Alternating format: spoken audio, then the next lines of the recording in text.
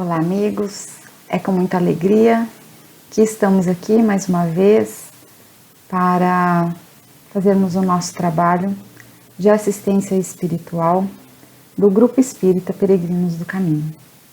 Embora ainda estejamos um pouco longe, ainda que virtualmente, mas estamos próximos em pensamentos e em oração. E para que a gente possa, então, começar o nosso trabalho de preleção, nós vamos procurando, neste momento, a presença amiga dos nossos anjos de guarda, dos nossos mentores espirituais, agradecendo pelo amparo, pela proteção e pedindo que eles possam nos fortalecer sempre na nossa fé, na nossa esperança e na caridade. Vamos buscando também a presença amiga do mentor espiritual do Grupo Espírita Peregrinos do Caminho, pedindo a ele que ampare o nosso trabalho, que possa estar nos intuindo e nos fortalecendo no nosso caminhar. E vamos então, para nos elevarmos e conseguirmos nos achegar um pouquinho a esses amigos espirituais, fazendo a oração que Jesus nos deixou. Pai nosso que estais nos céus, santificado seja o vosso nome, venha a nós o vosso reino, seja feita a vossa vontade, assim na terra como nos céus. O pão nosso de cada dia nos dai hoje. Perdoai as nossas dívidas, à medida que vamos perdoando aos nossos devedores. E não nos deixeis cair diante das tentações. Livrai-nos, Senhor, de todo o mal, pois teu é o reino, o poder e a glória para todo sempre. Que assim seja, e graças a Deus. Hoje nós vamos conversar um pouquinho sobre o capítulo 24 do Evangelho segundo o Espiritismo, que tem o título Não coloquem a candeia debaixo do alqueire. Nós vamos falar dos itens 1 ao item 19. E esse capítulo tem como subitens a candeia debaixo do alqueire, porque Jesus falava por parábolas, não procurem os gentios, os sãos não têm necessidade de médico, coragem da fé, carregar a cruz. Quem quiser salvar a vida, vai perdê-la. É interessante observarmos que nesse capítulo, Kardec não coloca mensagens espirituais. Ele mesmo faz a análise de todos os itens, né? Nós vamos começar então lendo o trechinho do Evangelho ao qual aqui começa o texto. Ninguém acende uma candeia para colocá-la debaixo do alqueire. Ela deve ser colocada sobre um velador, a fim de que ilumine aqueles que estão na casa. Isso está em Mateus, capítulo 5, versículo 15. Para a gente entender o que Jesus quis dizer, com não colocar a candeia debaixo do alqueire, a gente precisa pensar nos significados dessas palavras, candeia, alqueire, porque assim, na nossa língua, candeia, ela tem diferentes significados, inclusive para cada região, e algumas regiões nem citam essa palavra, não tem. E alqueire também se diz respeito a uma outra coisa que não ao que Jesus estava se referindo na época, A palavra candeia, segundo a tradução feita pelo Haroldo Dutra Dias, ela tem o significado de lâmpada de barro alimentada por óleo, geralmente o azeite de oliva. E ela é utilizada nas casas, né, nas residências e nos templos. Ela tinha o formato de lâmpada mesmo, essa lâmpada, a gente pode lembrar do Aladim, né, aquela compridinha assim, e ela tinha uma correntinha onde ela era pendurada, né? Na ponta dessa lâmpada ficava o pavio, onde era aceso. E o alqueire, ele transliterou como módio, né? É uma medida romana para coisas secas. Então, assim, feijão, trigo, bom, enfim, coisas secas. E esse módio, né, seria uma caixa, um recipiente que tinha mais ou menos, né, aproximadamente 35 litros, né? E ele também designava esse vasilhame para guardar o azeite que era usado, inclusive para acender a candeia, né? E ele tinha aproximadamente o mesmo valor, né, para o líquido, tá? Na Palestina, então, era o costume guardar a candeia apagada debaixo dessa vasilha. Essa vasilha é bem grande, né? Porque 35 litros, a gente pode pensar nos baldes, né? Nos recipientes que a gente utiliza, entre 10, 15 litros, né? Então, é o dobro, é bem grande, né?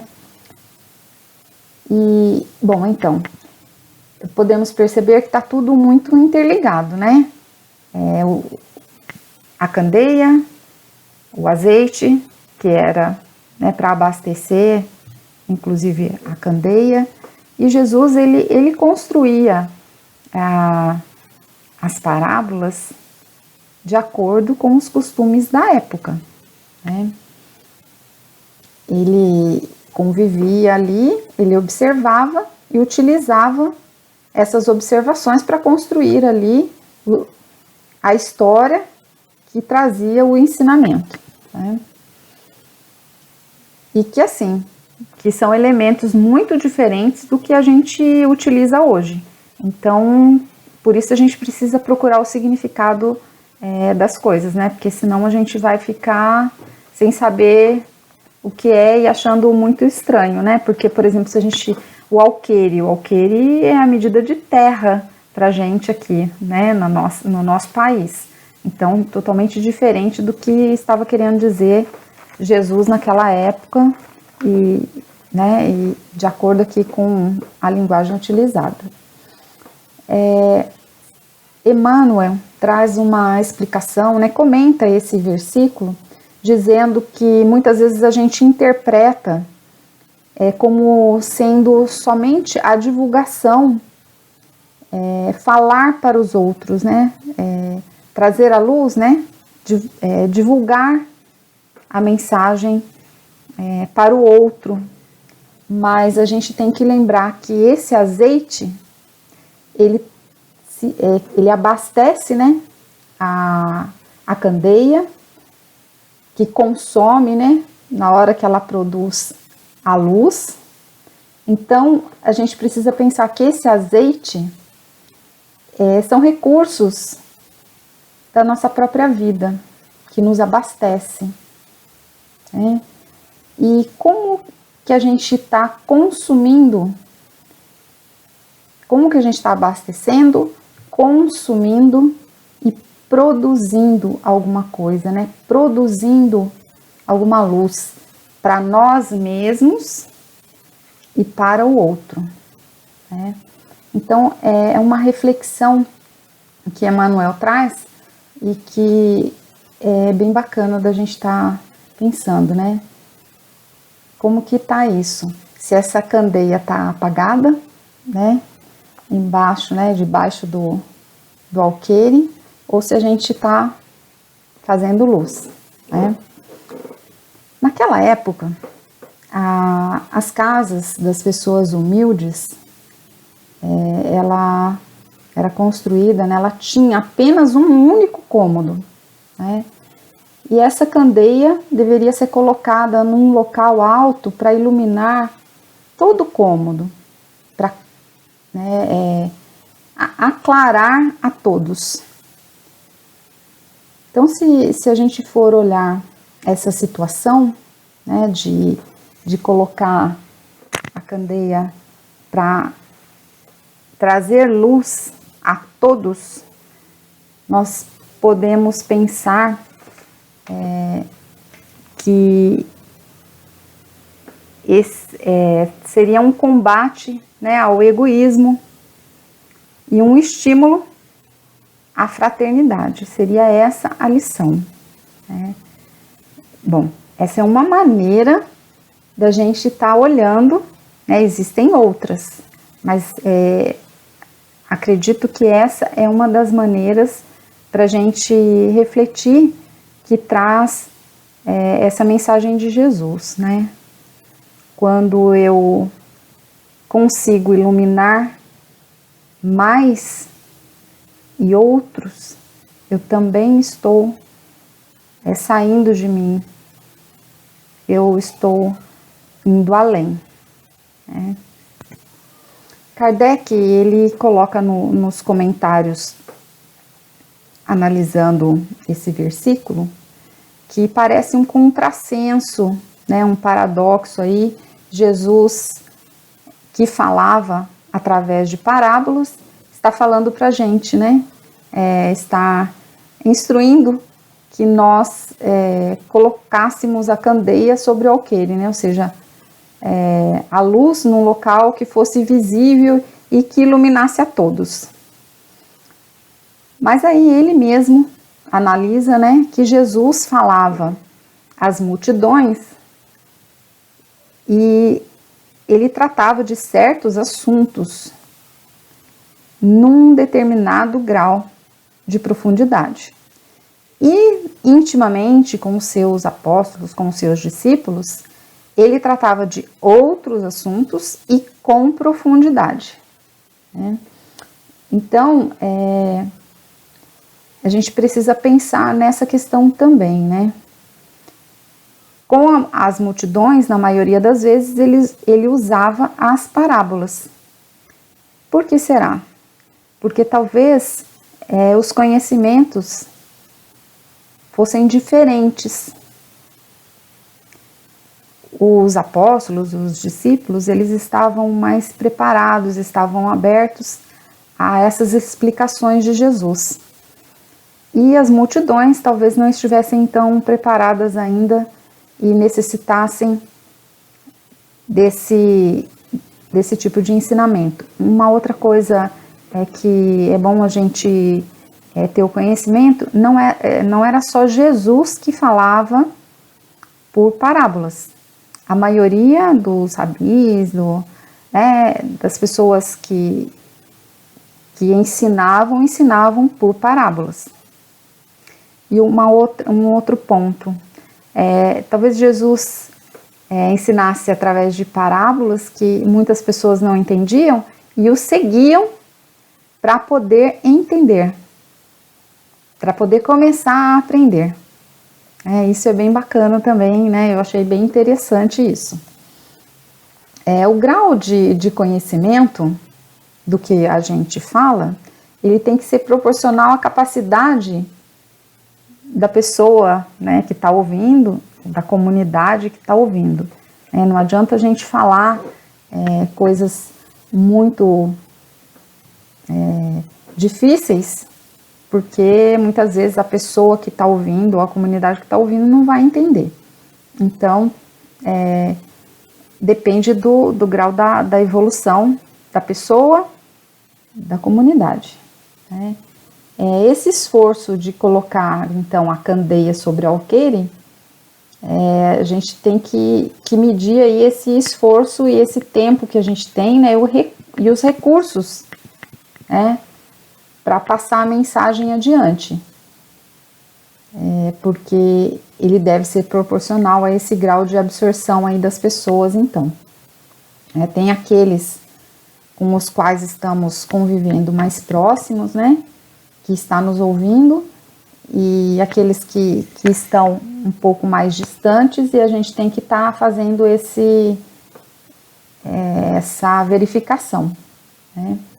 Demanda, assim, né, um certo conhecimento.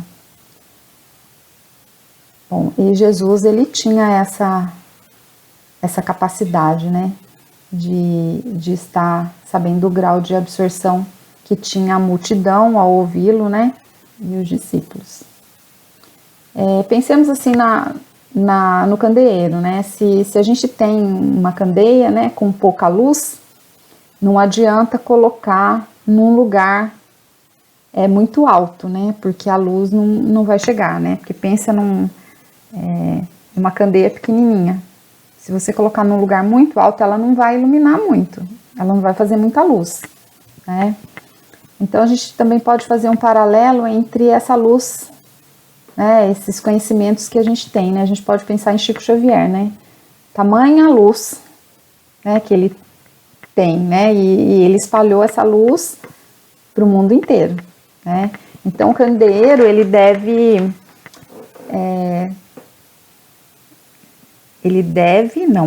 está em condição com a nossa evolução também, né? A nossa condição evolutiva, com aquilo que a gente pode produzir, com aquilo que a gente pode oferecer, né, de luz.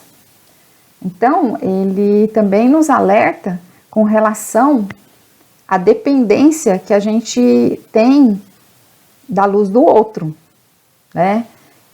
A gente pode pensar assim, né? Muitas vezes a gente fala assim, deixa para a espiritualidade resolver esse problema que eu não estou conseguindo, né? Eles vão resolver para mim isso.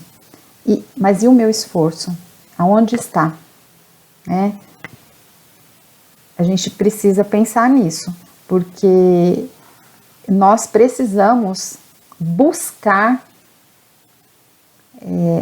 o estudo, buscar as alternativas e vermos também como vamos dar prosseguimento às nossas dificuldades, como podemos resolver, porque nem tudo a espiritualidade vai resolver para nós, tá? E a luz é pessoal, até podemos ajudar um amigo, até podemos ajudar alguém que busque essa ajuda, claro, vamos sim iluminar temporariamente o caminho desse irmão, mas ele vai ter que buscar, vai ter que lutar pela sua autoiluminação, para criar a sua própria luz. Um outro ponto para se pensar, para se refletir, são sobre aqueles que acham que tem pouca luz, e não podem contribuir com nada, mas na verdade, mesmo com essa timidez, nós devemos oferecer coisas boas, porque todos nós temos coisas boas. E tem o contrário também, tem aqueles que têm o saber, têm a luz e ocultam esse saber. E ocultam esse conhecimento para dominar os demais. Aí também é complicado, E a gente vê até hoje em dia isso acontecendo, no nosso mundo. Tanto no campo social, como no campo econômico, no campo político e no campo religioso também. Então, a importância de se buscar o autoconhecimento, de se buscar o estudo, de termos Jesus como nosso mestre, como nosso guia, de sabermos que o Espiritismo nos esclarece, mas também irmos até a fonte, né? Não adianta, Kardec coloca, né, que não adianta termos a chave, que o Espiritismo seria a chave para o entendimento do Evangelho de Jesus, mas a gente não utilizar, né? Não adianta a gente ter aquela porta bela, ter a chave ali, ficar olhando que linda essa chave, né? Mas não utilizar, não abrir, não ir atrás, não persistir, não estudar, não trabalhar, né? Então, é isso que a gente tem que dar uma refletida e também correr atrás e buscar, né? Nesse capítulo também, Kardec coloca um outro versículo que eu vou estar lendo, que ele fala assim: não procure os gentios, né? Não vá atrás dos gentios. Um minutinho só. Tá no item 8. Jesus enviou seus 12 apóstolos, dando-lhes as seguintes instruções: não procurem os gentios, não entrem nas cidades dos samaritanos, vão antes procurar as ovelhas perdidas da casa de Israel, e nos lugares onde pregarem, digam que o reino dos céus está próximo. Isso está em Mateus, capítulo 10, versículos 5 a 7. Então, a gente precisa pensar aí quem seriam esses gentios, né? É interessante a gente estar sabendo disso, né? Por que ele falou, em que contexto era isso, né? Quem eram eles, né? Então, assim, os gentios eram considerados todos aqueles que não eram judeus, né? E hoje, quem seriam esses gentios? Seriam aquele grupo de pessoas que está ali pelo caminho largo, né?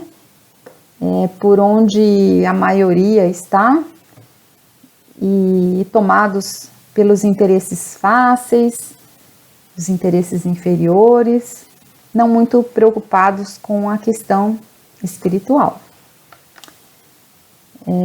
Ele nos orienta para ir, né, ao encontro dos sofredores, daqueles que já estão preparados, né? Quem eram também os samaritanos, né? Os samaritanos, eles também eram ali daquela época, e eles também eram deixados à parte, né? E eles eram também lembrados porque eles discutiam muito as ideias, né? E queriam fazer prevalecer ali a ideia deles. Então, isso também deve ser evitado. Na verdade, assim, são 3 itens que a gente deve pensar: evitar o lado gentil, que todos nós temos, né? A tendência que a gente tem a estar deixando nossa parte espiritual e pensando mais nessa parte material, né? No ter e não no ser, né? Devemos evitar as discussões, não ir, né, ao encontro dessas discussões, né? Evitar esse hábito, né? Evitar discussões para que prevaleça a nossa ideia, o nosso ponto de vista.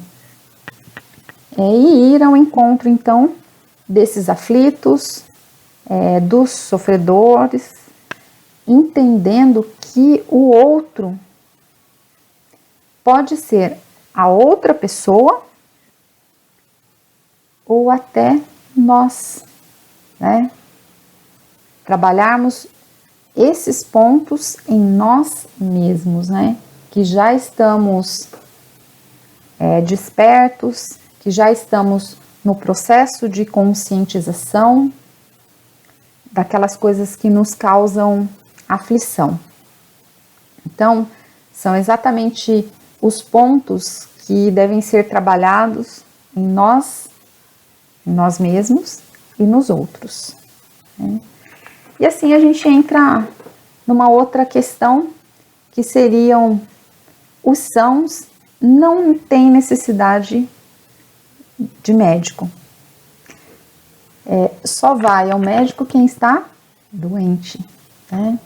Então, Jesus ele se dirigia aos pobres, aos deserdados, aos cegos, humildes e de boa fé, né? São eles que têm a necessidade da consolação, e não aqueles que são orgulhosos, que acreditam que já possuem todo o conhecimento e assim julgam não precisar de nada. E aí a gente deve pensar o seguinte: isso não é só para o outro, isso é para nós mesmos. Quantas vezes nós nos afastamos porque achamos que já sabemos tudo, que não precisamos de mais nada, e aí caímos nessa cilada, né? E aí temos várias situações de conflitos, de aflição, e aí temos que retornar, né, ao caminho, à procura do médico, né? No Espiritismo, essas palavras se encontram aplicação nos médiuns, né?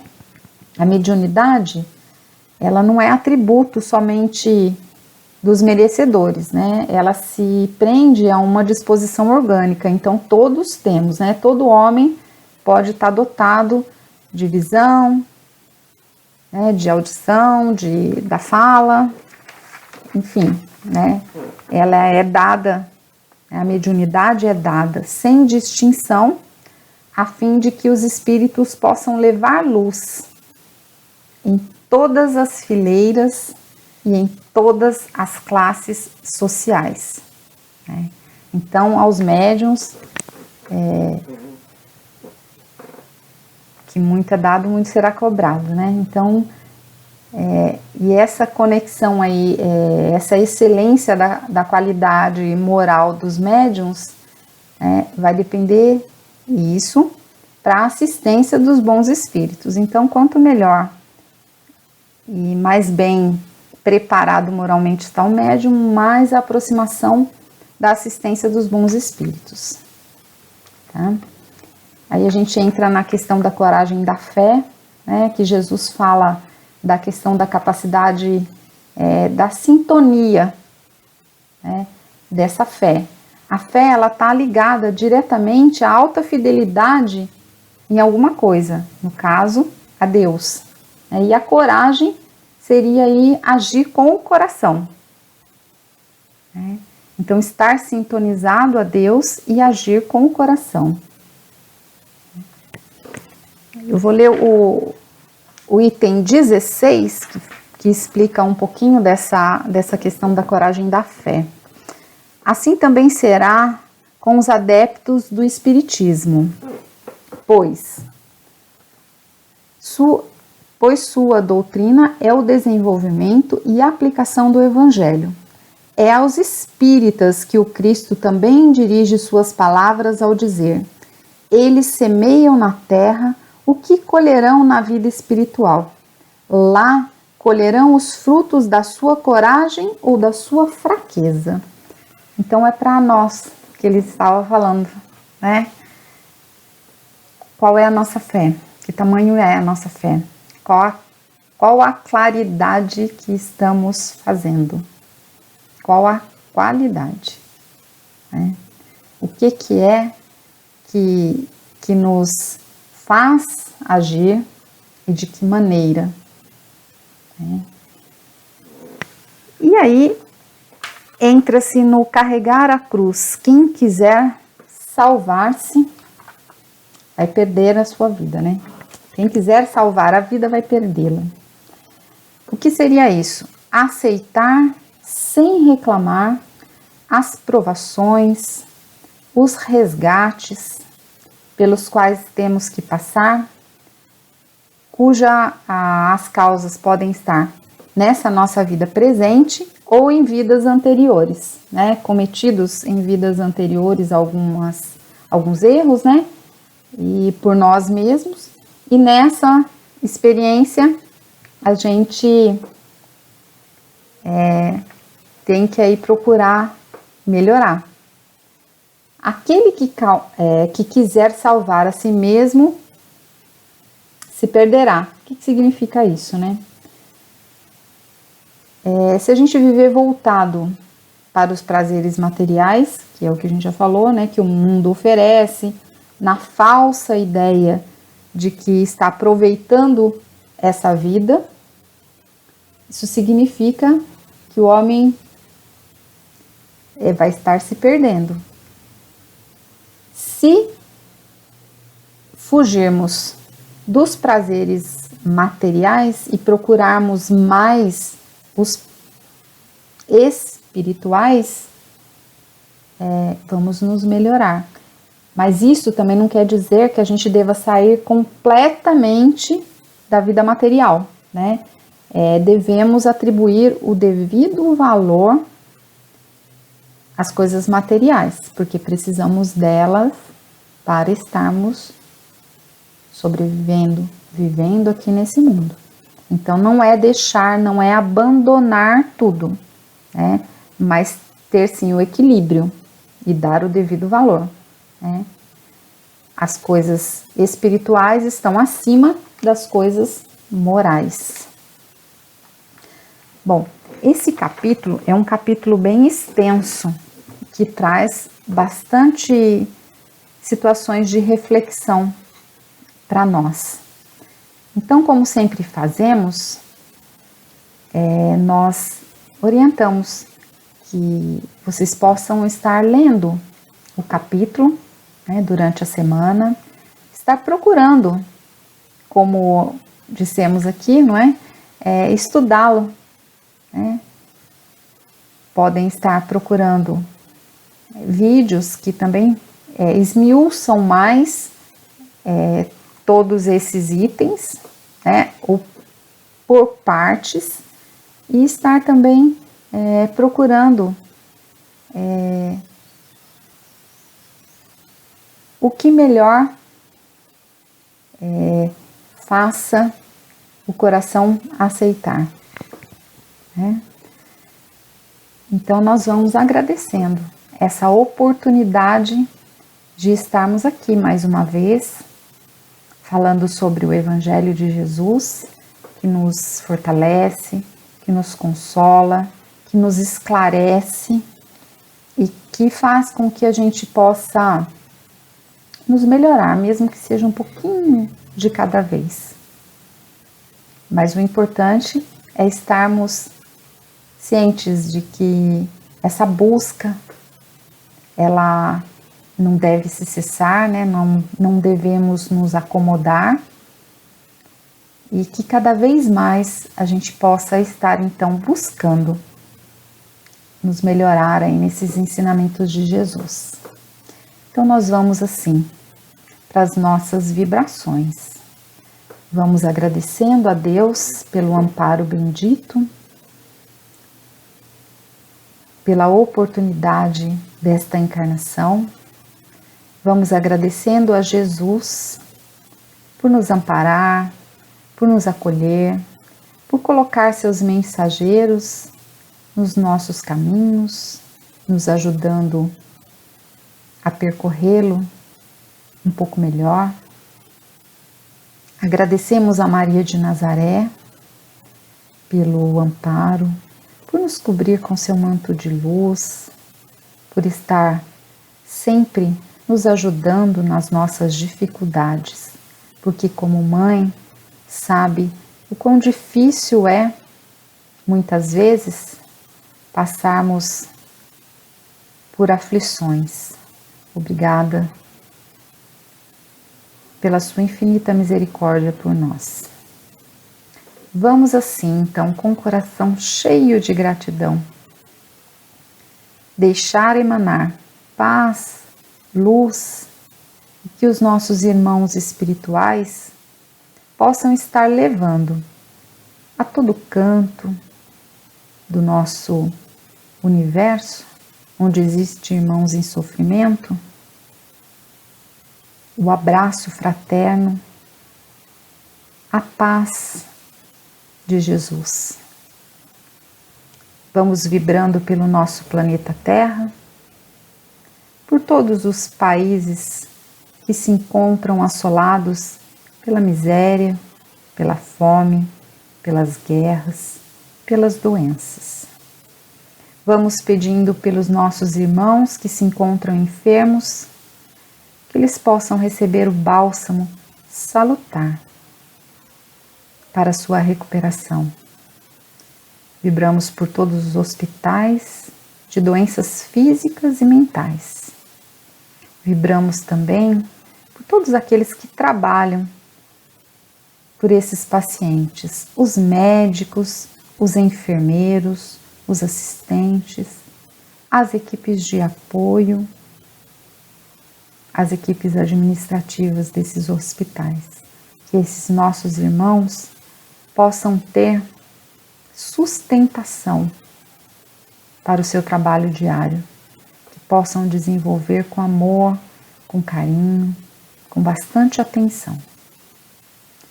Vibramos também pelas crianças que estão abandonadas, pelos idosos que também se encontram abandonados, que cada um deles possa receber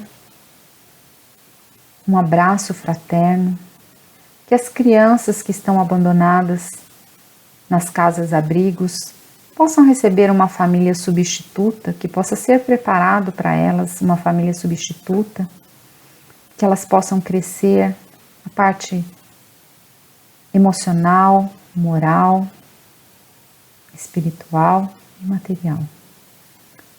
Que os nossos idosos possam ser tratados com atenção, com carinho, com acolhimento. Que cada um possa receber nesse momento a esperança, a luz de dias melhores. Vamos vibrando pelos nossos irmãos que se encontram nas ruas, muitos nos vícios, que eles também possam receber nesse momento um bálsamo para amenizar ali as suas feridas desta provação tão difícil. Vibramos por todas as famílias, que as famílias possam receber o equilíbrio, a harmonia, a compreensão entre todos que ali vivem. Vamos também pedindo por aqueles irmãos que têm pensamentos suicidas, que eles também possam ser esclarecidos, possam ser amparados, se abram para essa ajuda e que possam entender que a vida é um presente, que por mais dificuldade que estejamos passando, não é isso que é o principal. As dificuldades vão passar. O principal é que saibamos lidar com essa situação e possamos sair dela e possamos nos melhorar. Vibremos também por todas as religiões, doutrinas, filosofias que professam os ensinamentos do Mestre Jesus. Vibramos muito especial pela nossa casa, pelo Grupo Espírita Peregrinos do Caminho, por todas as atividades que são desenvolvidas, a evangelização infantil, a mocidade espírita, a escola de aprendizes do Evangelho, pela 10ª turma. Pedimos pelos assistidos do Grupo Espírita Peregrinos do Caminho, pelos voluntários, por sua diretoria. Pedimos também por todos aqueles nomes que colocamos nos grupos de vibrações, que as pessoas possam receber o amparo necessário para superar as suas dificuldades nesse momento. Pedimos licença para vibrarmos pelos nossos familiares, nossos parentes, nossos amigos, por aquelas pessoas que julgamos de difícil convivência. Pedimos humildemente por nós mesmos, de acordo com o nosso merecimento e a nossa necessidade. E assim vamos dizendo: Pai, Pai nosso que estais nos céus, santificado seja o vosso nome. Venha a nós o vosso reino, seja feita a vossa vontade, assim na terra como nos céus. O pão nosso de cada dia nos dai hoje. Perdoai as nossas dívidas, à medida que vamos perdoar aos nossos devedores. E não nos deixeis cair diante as tentações. Livrai-nos, Senhor, de todo mal, pois teu é o reino, o poder e a glória para todo sempre. Que assim seja, e graças a Deus. Nós agradecemos pela oportunidade da vida, dessa reencarnação, pela oportunidade de estarmos vibrando uns pelos outros e desejamos a cada um de vocês uma excelente semana, muita harmonia, saúde e equilíbrio para estarmos caminhando. Um grande abraço e até a próxima oportunidade. Fiquem em paz.